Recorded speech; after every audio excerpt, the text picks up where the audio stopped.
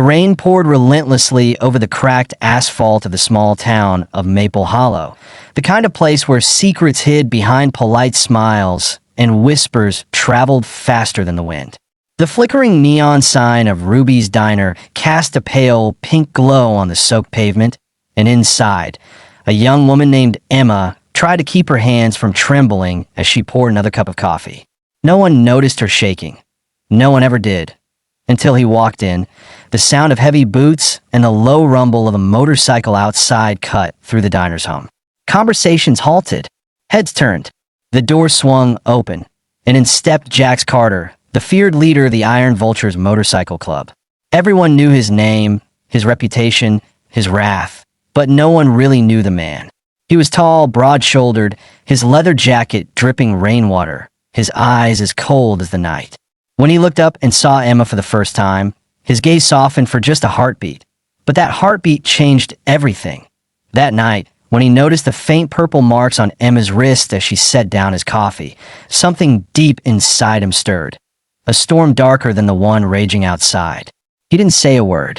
He just watched, observed, noticed how she flinched when someone raised their voice, how she smiled too quickly to hide fear, how she seemed to be apologizing just for existing. For the first time in a long time, Jax Carter wasn't thinking about his gang, his territory, or his reputation. He was thinking about the girl with bruises she tried so hard to hide. The next day, Jax returned to the diner.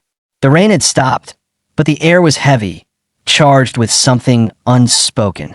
Emma tried to greet him with her usual practice smile, but Jax noticed how her eyes darted nervously toward the kitchen door every few seconds. Then came a sound, heavy footsteps, and a man emerged from the back. His name was Rick, the diner's manager and Emma's boyfriend. His smirk made Jax's jaw tighten. The man's hand gripped Emma's shoulder a little too tight, his tone just a little too controlling. That's when Jax understood the truth. He said nothing as he sipped his coffee, but his mind was already at war. The leader of the Iron Vultures didn't get involved in personal matters. He didn't save people. He didn't care. But something about Emma, the quiet desperation in her eyes, the silent plea she didn't dare voice, ignited a fire he couldn't put out. That night, he followed Rick when he left the diner, watched him stumble drunk into a rundown bar, boasting to his buddies about keeping his woman in line. Every word made Jax's blood boil. He could have ended it right there, but he didn't. Instead, he planned.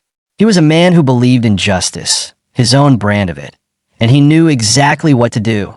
The following morning, Emma didn't show up for her shift. By noon, the diner was buzzing with rumors. Some said she quit. Some said Rick had taken care of things. No one dared ask, but Jax did. He walked in, his presence slicing through the chatter, his voice low and cold. "Where's Emma?" Rick tried to laugh it off, but Jax's stare silenced him.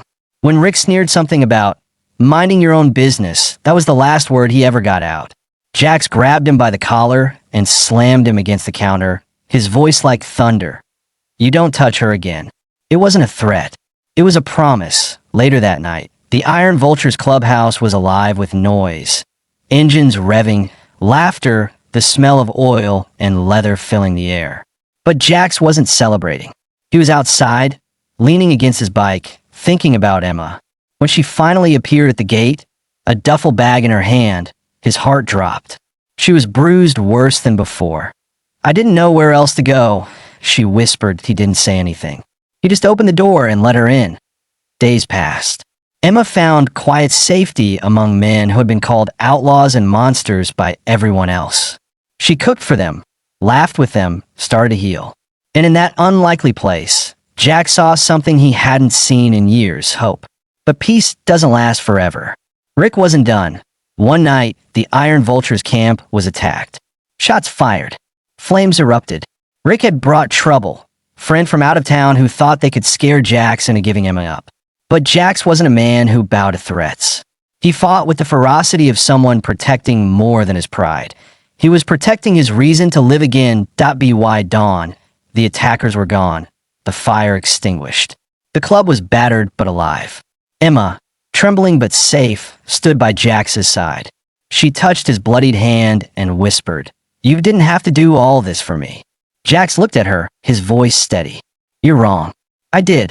Months later, the town would talk about that night. The night the Iron Vultures defended a woman instead of breaking the law.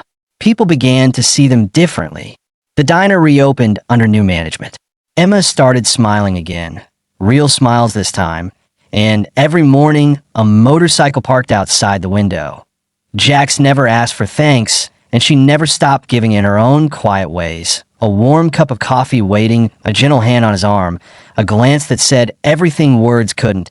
And in a town that once whispered about fear, people started whispering about something else. Redemption. Because sometimes, the most dangerous man in town isn't the one who breaks the rules. He's the one who chooses to protect instead of destroy. And that choice, made in a small diner under the hum of flickering neon lights, changed everything.